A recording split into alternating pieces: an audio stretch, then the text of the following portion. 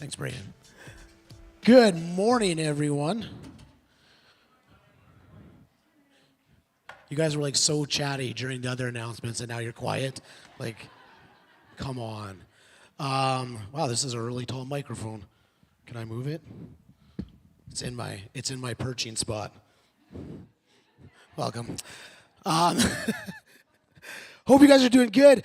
One quick other announcement is that today after church, we're having a meeting to talk about how to love our neighbors well. In meaning, how do we do outreach as a church? We've got some ideas that we want to talk to you guys about. And so I need quickly hands up if you are planning to hang out after church for like an hour to talk through that. I just need to know how much food to order.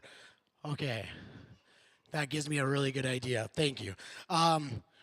The Thursday prayer nights have been going awesome, except for the ordering the pizza thing, because the first week I ordered too much, so then the next week I ordered less, and it went so fast and everyone wanted more. So then the next week I ordered too much again, and it's just this really nice balance of trying to find out how much food to order for people. But that's what I love about pizza. Pizza is just so simple, and you can't really screw it up. And if you order too much, you just freeze it for later, and it's awesome.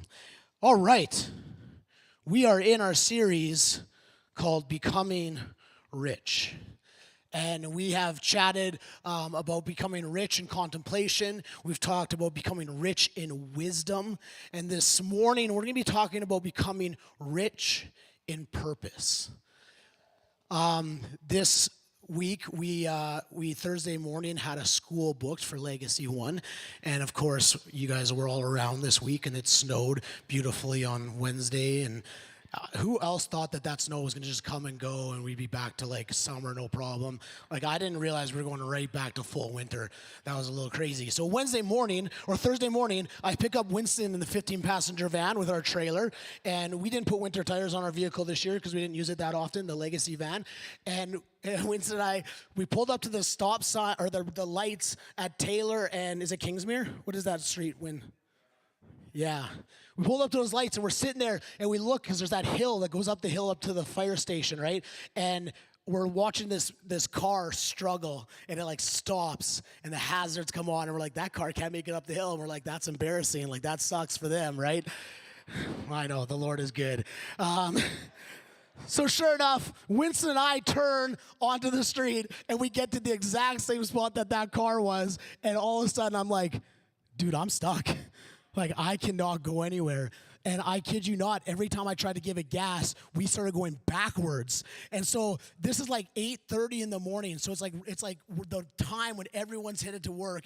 And of course, we're like, I look behind us, there's like 200 cars backed up. Like literally, you know that road, it like goes like, anyways, couldn't even see how far the cars were backed up. We're taking up one lane, so now it's all down to one other lane. And we're like stuck. And I'm like trying to like give the van power, and it just like had no power. Like I'm like, A, we're not going to make the school in time, and B, we're going to have to call a tow truck to like come and get us out of this. Like, I don't know what to do.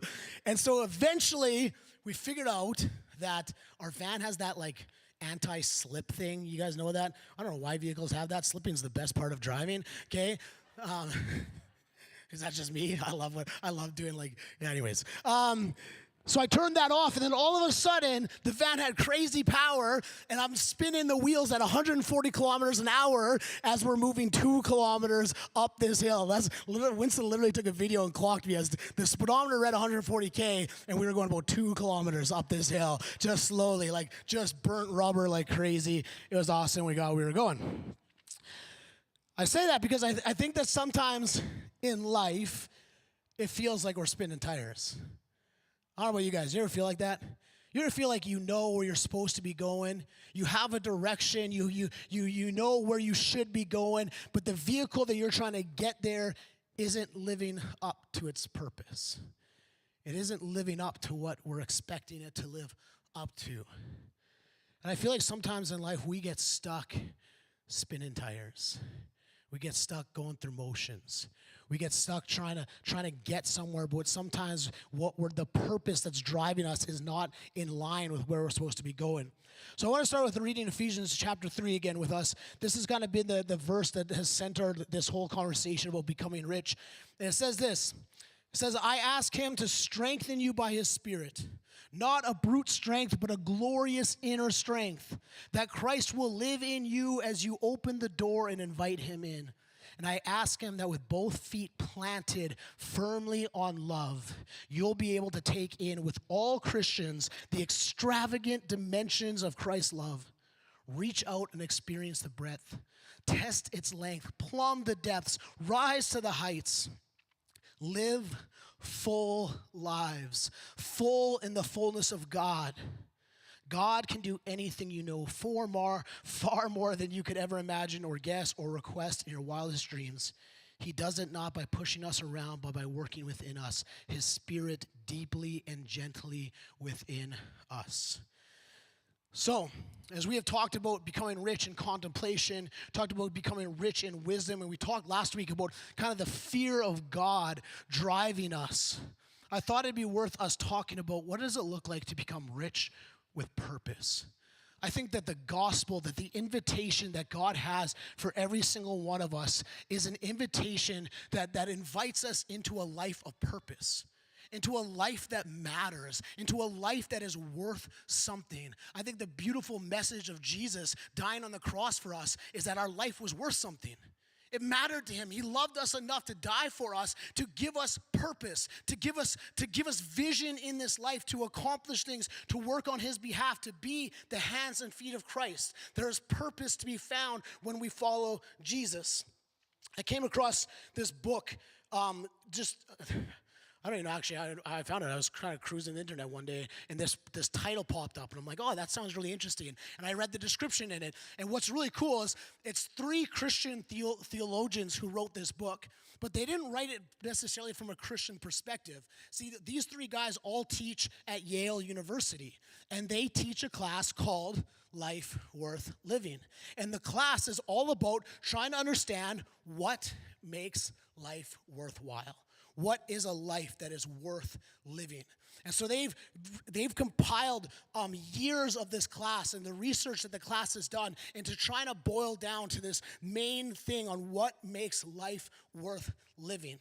And then in the beginning of this book, they walk through, there's 4 different modes that they talk about in being in the world. There's 4 different modes, okay? And they describe it as layers. I'm going to try to teach. I'm a bad teacher. We're going to try to get there, okay? There's 4 layers, and they describe it like deep sea diving. When you dive in, you got to go through the first, second, third to the 4th layer, and then you got to make your way back up, okay? So that's what these layers are, okay? So the first layer is autopilot. We do what we do because that's what we do. So philosophical. We do what we do because that's what we do, right? It's saying that this layer it's a matter of spontaneous, embodied practice, reflection, and habit. Life here is lived out of a sort of knowledge that dwells in our muscles and our bones. How many of you ever done this? Again, this week, it was on Tuesday, driving to go pick up Winston again, but this time I had Ezekiel with me, and I had to go pick up Winston first. And Ezekiel's driving with me. We're driving, and before I know it, I look up, and I'm at Ezekiel's school. And I'm like, this is not where I was supposed to go right now. I was supposed to go pick up Winston, and I've taken you to school, right? How many of you guys have had that sometimes when you're driving? It's just like muscle memory kicks in, and you just drive somewhere, and you get somewhere, and you're like, this isn't where I'm supposed to be, right? That's what this is. This is that autopilot of life. Much of life is lived here, and it should be. Life is humming and along and flowing. We're living lives that are worthy of our shared humanity. We're locked in and we're operating smoothly, absorbed in our activity and doing it well. But I'm reading, this is going to be a mix of my words and their words, okay? Just so you guys know, it's like, oh, I'm going to give them all the credit. This is more them than me. But it says, but when this layer isn't accompanied with the other layers, we start to feel like the machine keeps chugging along and we have no idea why. To what purpose? Socrates famously called this the unexamined life, which is not worth living. The unexamined life which is not worth living. This is why I felt it was so important that we started with this understanding of what contemplation looks like. What does it look like to live a life of contemplation? a life of thought, a life of deep thinking, a life of, of sitting with wonder and awe of God's goodness. So that's the first layer. The second layer is a layer that they call effectiveness. This is where we step back and reflect on our actions and consider whether they're really getting us where we want to go. The how we've done it no longer cuts it. New processes are designed, new practices are cultivated. The disadvantage of this layer is that it ends agnostic. There is no concern for whether the goals we have are the right ones. And the effective system gets you more of what you want, whatever that is, and that can actually be dangerous if you haven't thought all that hard about what you really want. How many of you have ever been in this place where you've started to kind of deconstruct some of the habits in your life, some of the goings on in your life, and you realize that the practices that you have put in place, the habits that you put in your life are not actually getting you the results that you need? You ever been there? Right? Okay, so we start to see this. We're starting to see that the autopilot needs to take a step back and say, okay, what is it and where is it that I'm actually trying to go? And that's where it leads us to self-awareness. What do you really want? What are we really after? Where are we really trying to go? Have you asked yourself these questions? What is I'm doing? What's my purpose? Christians like to use the word call. What's my call? Where am I going? What do I want? This layer invites us into the process of introspection, which I call contemplation. It invites us into the place of contemplation. From the hustle and bustle of autopilot and the cold-blooded calculus of strategic reflection, we enter a private space. We look inward. We stop being distracted by what's most easily accomplished and instead ask what it is that deep down we desire. Now, this is a beautiful place to be. But in all reality, I know myself of story after story of people who have asked themselves this question. They've gotten to the third layer, this layer of what do I want? And the problem is that layer is still a very hollow layer. I was reading just the other day, Robert, I always say Robert like Hershman. He's the guy on Dragon's Den. I don't know if you've ever heard his story, but I think he was about 30-some years old when he got divorced. His wife decided to divorce him, and he actually became suicidal. He says he was standing on the edge of a balcony, a hotel balcony, considering to jump, and he called up his pastor. Call your pastor if you're going to jump, okay? Called up his pastor, and his pastor's like, dude, what I'm going to do is I'm going to suggest for 2 months you go down to Seattle and I want you to serve at a homeless shelter. See, this is, I don't know if you guys know this guy. He's worth millions and millions of dollars. He's accomplished everything everyone would ever set out to do. And he got to a point where he's like, none of this is even worth it, right? And all of a sudden his pastor's like, hey, go serve at this homeless shelter for 2 months. And what happened was he got to the fourth layer. See, the fourth layer is called self-transcendence, truth. This moves from what do we want to what is worth wanting. Listen, this is a powerful question. What is worth wanting? When we reach this layer, the self is no longer at the center of the quest. Our desires are no longer the criteria for what matters. We are no longer the heart of the matter. Here, the question is about truth. Is what we want worth wanting? Have you ever asked this? Is what you want in life worth wanting? Is it based in a truth, in a reality that it is actually going to produce in you, in your life, something that is worth wanting? See, the good news of this layer is that while the self-awareness layer is prone to isolation, what do I want? The self-transcendence layer, we find that we are not so alone after all. Others come back into view because the questions have to do with them as well. And it's the final layer that I would say we find the truest form of purpose that we can ever get to. What is worth wanting? In the book, it's really cool. Like I said, although they are believers, they actually go through a lot of philosophers, a lot of theologians. They go through Buddhism and Islam, and they go through all these other faiths, and they just talk about this reality of people who have found that thing that is worth wanting in life. A purpose that is bigger than themselves, a purpose that is bigger than what they can just accomplish on their own, that they find the truest sense of purpose when it's based in a truth.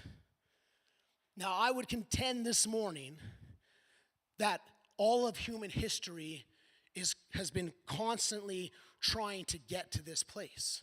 And I would say that Jesus, when he showed up on the scene in John 14:6 and said, I am the way, the truth, and the life, and that no one comes to the Father except through me. That Jesus pointed to himself as saying, if you want to know the truest form of what is worth wanting, it's me. I am the way, the truth, and the life. No one comes to the Father except through me. What's interesting, because later on in Jesus' life, when he's in the Garden of Gethsemane, he says, to the Father, not my will, but your will be done. I feel like when you put those verses next to each other, he's kind of saying, no one comes to the Father's will except through me. No one will come to understand the way except through me. No one will come to understand the truth except through me. You want to know what life and life with purpose and intention, life to the fullest, he's saying, it's me. Now, I wish that being a pastor meant I had some kind of spiritual guru in me, that I could just walk around the room and put my hand on every one of your heads and be like, doctor, teacher, nurse, artist, janitor. Hey, I was a janitor for a season of my life. Being a janitor is a fun job, okay? You get to just put your earpods in and clean and just organize things. It's actually not the worst job in the world. I loved it, okay? But I wish I could do that. Like, I wish I had the ability to just go around the room and be like, this is your purpose. This is your destiny. This is what you're called to. But I don't. But I do have some musings about what it looks like to live in that purpose. Now, first off, we got to go through those layers. We got to start asking ourselves the questions of, do my habits, do my practices align with the truth? Right? I think a lot of those of us who've been coming on Thursday nights and we've been going through the practicing the way and been talking about prayer, it's about developing new habits. And they are hard. Developing new habits is hard. Yesterday morning, we had a really chill day. I set my phone to my sabbatical mode where I don't get any texts. I text people back being like, hey, I'm taking a sabbatical. Don't talk to me right now. It's not what it actually says. It says it kinder, but that's what I mean, okay? And Zaya was playing with some friends. Ezekiel was playing friends in the basement. Chantel was getting all her clothes organized, which I said the same thing I said last week to you guys. I'm like, you know that people are going to wear these clothes to church the next Sunday, and you're going to be like, oh, I want that, right? Like, you know that's what's going to happen, right? So I had this moment to sit outside on my steps yesterday morning. It was a beautiful day. It was early morning, like 10:30. Early morning. It was 10:30, like 10:30, 12. I don't know why I said early morning. It was morning. Sit outside those steps, and I remember I'm like, oh, this week we're challenged to listen to God. I'm like, I've got space. I've got time. I've left my phone inside. I'm gonna sit and just listen to God.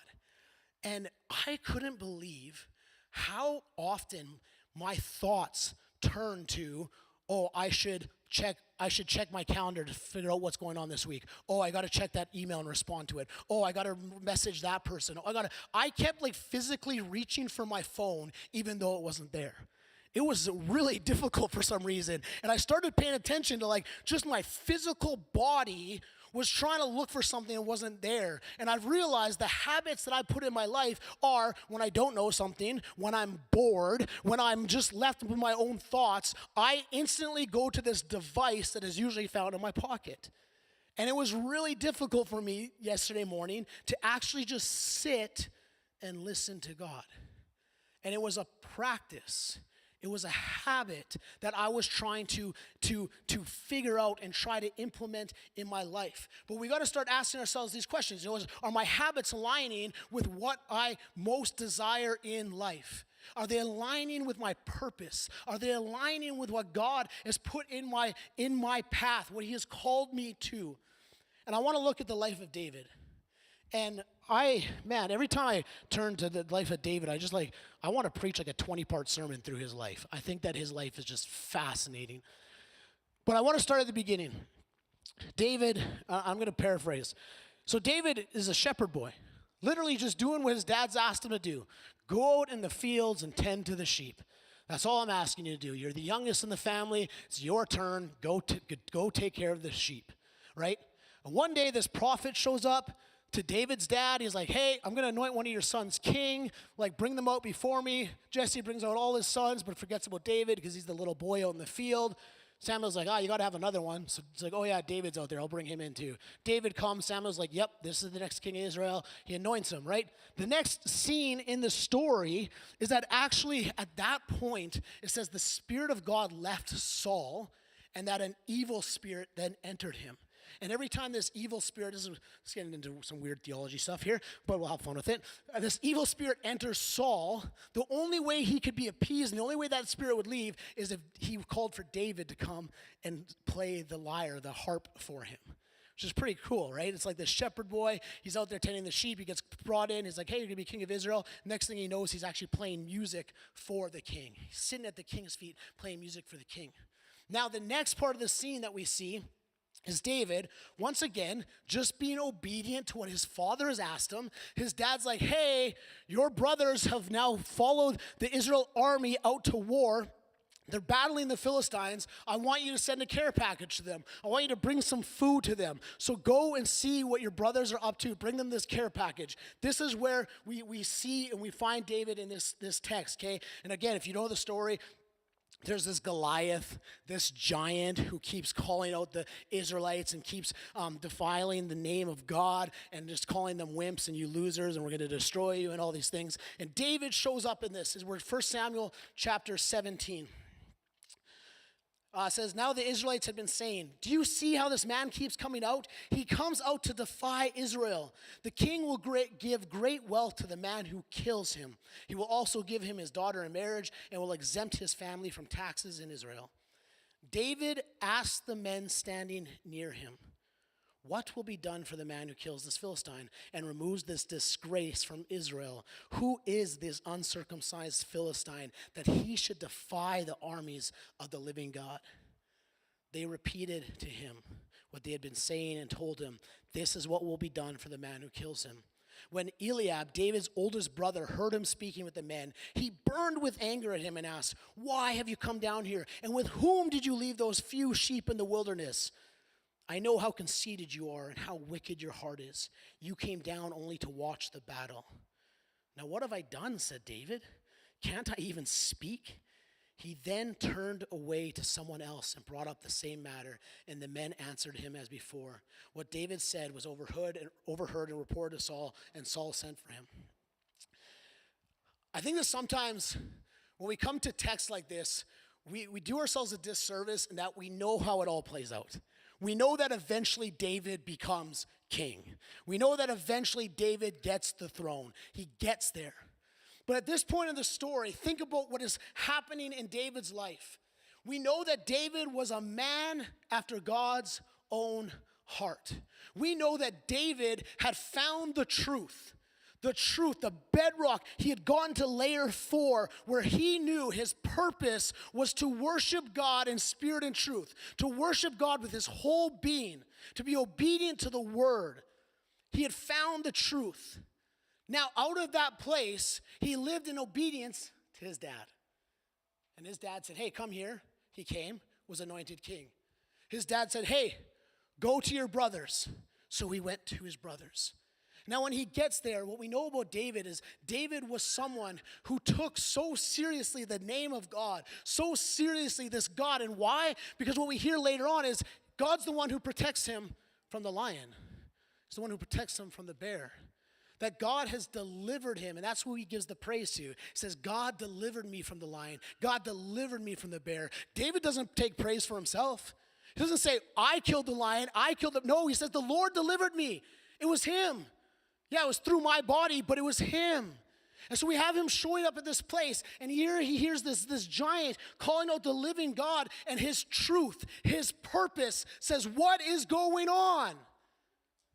What's going on? And he starts to ask questions. You want to know your purpose? Start asking questions. David found his purpose through asking questions. What's going on? What's this guy doing? Why is he calling out? What's going to happen to the man who kills this guy? I love how David just assumes this guy's getting killed. Like, this guy's going down, because I know God's not going to let someone talk to him like that. This man will be killed. What's going to happen to the man who does that? You know, in my life, where I find people with the most purpose is because they ask the most questions. It's because they went to places no one else wanted to go. Isn't it interesting, if you ever get a chance to meet a missionary? Oh, you'll get to meet one next week. Okay, that's awesome. We have a guest speaker coming. You ever get a chance to meet someone who's given up their whole life to move to another country to just serve the kingdom of God? That oftentimes that didn't happen just in their bedroom one day when they're like, hey, Lord, where do I want to go? Oftentimes what has happened is they've gone. They've just gone out of faith. They've just gone out of obedience. They've just gone, and they get there, and all of a sudden the Lord's like, this is where I want you. This is where I want you. Keep asking questions, because I'm going to show you your purpose in this moment. I'm going to show you what I have for you in this moment.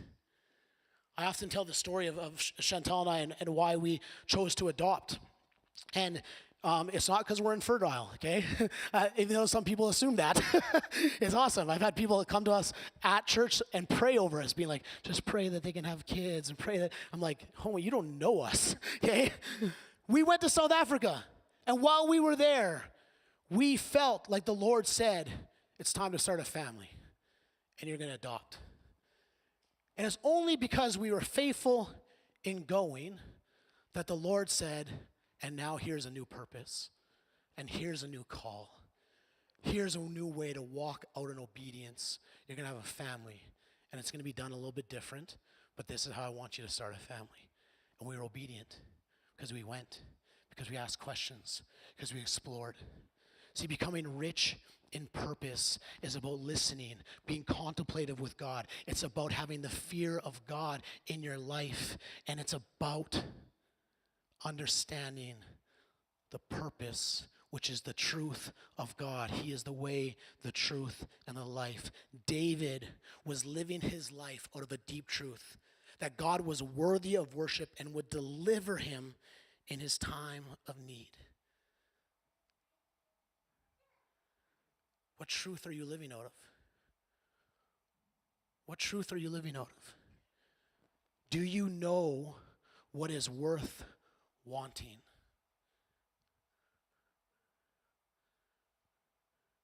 Or do you keep coming to a place of frustration? Do you keep feeling like the wheels are spinning and you're stuck in the same spot? Do you feel like you keep living out of anxiety and worry and fear? Because the beautiful thing about understanding the truth and understanding what is worth wanting and understanding your purpose is it's a place of peace. It's a place where life is lived out fully before God. And the way that we start to discover that is we start to just move in what God has asked us to do. We start to be obedient to the word so that the Spirit can move in us. As I was thinking about the life of David, one of my favorite Psalms, only because it was read at my dad's funeral, is Psalm 23. And it's probably one of his most famous Psalms. You know how I talked about how it's like, I keep using this quote, it really impacted me lately, that the Bible will remain the same if you remain the same. And it's so interesting when you can come back to scriptures that you have been reading your whole life, and all of a sudden things just hit you differently. Listen to this opening line of Psalm 23. The Lord is my shepherd. I lack nothing. Full stop. We don't need to carry on. If you can sit with that opening line and just make that your prayer every day, you will know what is worth wanting. The Lord will shepherd you, and you will lack nothing. You want to talk about being rich? I think what makes people rich is when they lack nothing. It's when they literally lack nothing. That's probably the definition of being rich. I can literally get anything I want. When I talk about being rich, I'm not talking about financial. I'm not talking about possessions. I'm talking about David's type of rich, where the Lord is your shepherd and you lack nothing. Think about that. When you get to that layer of understanding the truth of God, that when you understand his purpose for your life is that you would lack nothing. You wouldn't lack peace. You wouldn't lack patience. You wouldn't lack joy. You wouldn't lack goodness. You would lack nothing. I'm not there yet, by the way, just so you know. I haven't figured it out yet either. That just hit me differently today. Man, the Lord is my shepherd, and I will lack nothing. He has given you everything you need for this moment. Everything you need for this moment. Your purpose, what is worth wanting, is right in front of you. Can you trust him to shepherd you? It says he makes me lie down on green pastures. He leads me beside quiet waters. He refreshes my soul. Who needs their soul refreshed this morning? Lord, just refresh me. Remind me. Renew in me. He guides me along right paths for his name's sake. Even though I walk through the darkest valley, I will fear no evil, for you are with me. Some of you are walking through some dark valleys. Some of you feel like life is being lived in the shadows these days. There's a heaviness. For lack of a different word, there's a darkness lingering over you. You feel like you're in the valley of the shadow of death. It says, I will fear no evil, for you are with me. Your rod and your staff, they comfort me. You prepare a table before me in the presence of my enemies. I was reading a commentary on this, and they were talking about how in a lot of Middle Eastern countries, they have their enemies over for supper more than they have their friends. Because their friends will always be their friends, but their enemies, they want to keep close, and they want to build relationship, and they want to feed them, and they want to be in community with them. The Lord prepares for us a table in the presence of our enemies. You guys have enemies? I used to always read the Psalms, and I used to always think, I'm like, do I have enemies? Like, do I hate people? It's like that's what I think of an enemy, like someone you hate. You know, it's like, who do I hate the most in life? They want to be my enemy, right? And I've realized that this is such a side tangent here, but let's talk about it for a second. I don't have a person that is my enemy, but I've got some ideologies that are my enemy. And I believe that even in this, when it says the Lord sits you at the table in the presence of my enemies, it's that he sits me in front of these ideologies. He sits me in front of what is happening in culture. He sits me down and says, Greg, let's think about this. Greg, let's talk about this. Let's converse. Let's understand how to love well in this. Just this week, we were teaching at a school, and we always walk kids through, what are your dreams and your goals? Right? That's what we ask them. What are your dreams and your goal? What is worth wanting in life? And a couple kids goofing off, we get it, happens sometimes in class, joking around, their goal in life was to lose their virginity. That's their goal.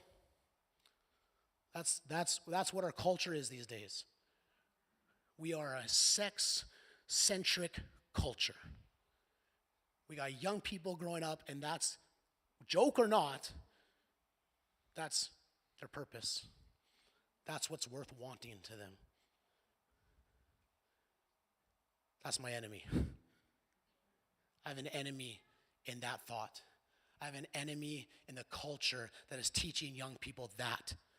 That's my enemy. I'm praying against that enemy. I'm contending against that enemy. It says, you anoint my head with oil, my cup overflows. Surely your goodness and love will follow me all the days of my life. Man, like how good is this? His goodness and love should follow you all the days of your life.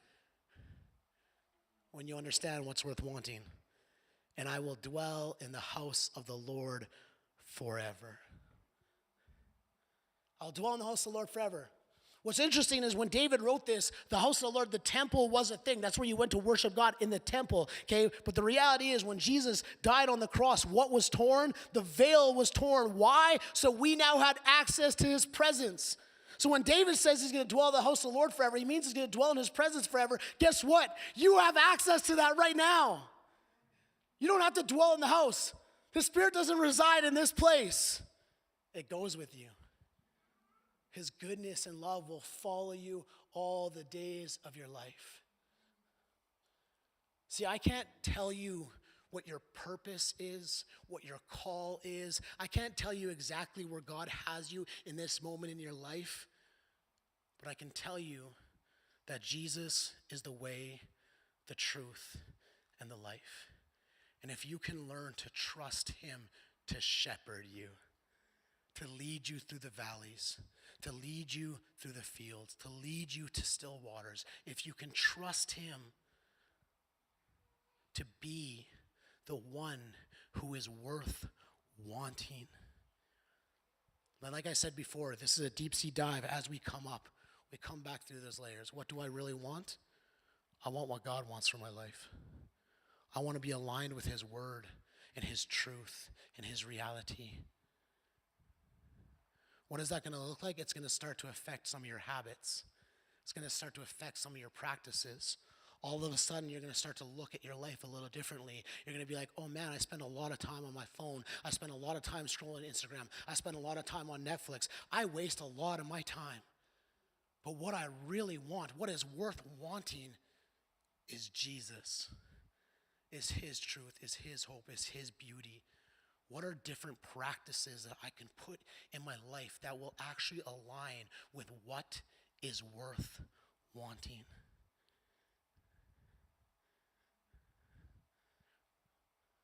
Because I'll tell you this, what is worth wanting for God is you. It's you. You broken, foolish people. That's me. He wants you. He wants you to know the fullness of life. He wants you to be rich in that you lack nothing. So the question that I've started to ask myself, if any of you guys know, often what I do is on Monday I start prepping for the next Sunday so that I can sit all week with the thoughts and I can let them permeate in my life and I can try to live them out and just see how they hurt me. But this week, I've just been evaluating some of those practices. I've been evaluating what my deepest desire is. Again, oh man, always at the end of the sermon, it comes to John Mark Comer. He says, our deepest desires are not often our strongest desires. And I often had to wrestle this week with saying, God, I know what is worth wanting, even though right now my flesh wants this. Even though right now my earthly desires want this, even though right now this temptation tells me to just live out this way, but I know what is worth wanting, and what is worth wanting is you. What is worth wanting is your guidance, is your hope, is your beauty. And I've started to look at some of those surface level realities, those autopilot things that have just happened in my life, and I've started to question them. Why do I just do that? Why is it when I get home, I just do this routine all the time? Why is it when I wake up, I just do these things? Is there something that's worth more? Is there a way of living that is going to align me with his presence more than just these? How do I turn the autopilot off for a second and start to take control of what is going on in my environment, what is going on in my life? Because I know what's worth wanting. I'm going to invite the band to come up. We're going to sing a couple more songs.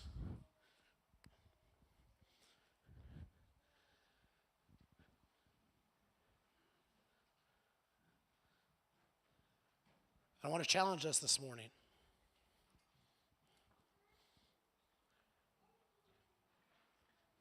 If someone asked you, not what is the purpose of life, but asked you, what is the purpose of your life? What's your purpose? What are you living for? And my follow-up question would be, is it worth living for that? And if you're sitting here this morning, you're saying, man, I know what's worth living for. I know it's Jesus. I know the truth. I know he's the way. I know he's the life. I know those things. Then my question is as you work your way up that surface, how much of you is in place of where he should be? When you work your way up those levels and you get to the surface, how much of those practices are reflecting what is really worth wanting? Is your heart aligned with the truth? Is your heart aligned with the reality that in him you lack nothing? Pay attention this week. Where do you feel anxiety? Where do you feel like numbing? Where do you feel like running and hiding? What are the realities that bring on those responses? Where do you feel shame? Where do you feel guilt? Where do you feel brokenness? And start to work your way through some of these thoughts. I know what the truth is, but that truth has to start permeating its way all the way to the surface so that autopilot habits start to align with his goodness, so that we start to recognize in us that he is shepherding us and that in him we lack nothing. What a rich life. What a rich life to lack nothing. Let me pray. Just bow your heads, close your eyes. This is just a moment between you and God.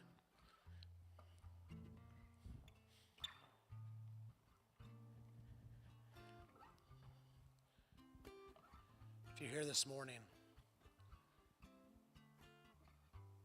and you want to know your purpose, you want to realign with what is worth wanting, you want your soul to be refreshed in his goodness, where you would lack nothing, then just raise your hand. So that's me. I want to know his purpose for my life.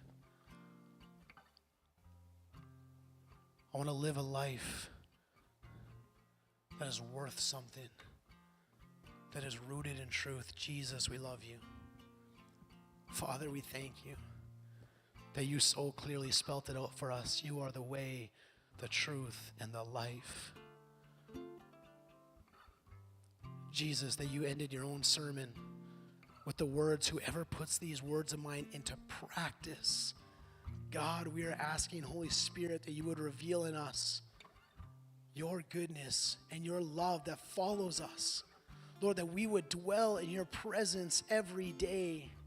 And God, as we dwell in your presence, that you would just speak to us out of that place of purpose, out of that place of calling, God, that like David, God, we would just ask questions, that we would surround ourselves, Father, with people, with opportunities, with different perspectives than ours, God, that we would just ask questions. And Lord, as you lead and as you guide and as you speak, Jesus, Father, that we'd be obedient. Lord, I pray that you would move us as a community, of those desiring to live in your truth, God. Would you move us to a place of contemplation, Jesus? Lord, where we would think deeply about our lives. We would think deeply about what you are doing in and amongst our pain and our hurts and our frustrations, God. But Lord, that you would show us how much we are worth to you. Lord, that we would be reminded so much of your love for us and that you are walking with us, God. That this is not about perfection. It's about heart transformation, Jesus. And so, Lord, in this moment, God, we surrender our hearts to you. Say, Jesus, would your will be done? Lord, would heaven touch earth in this moment? Amen.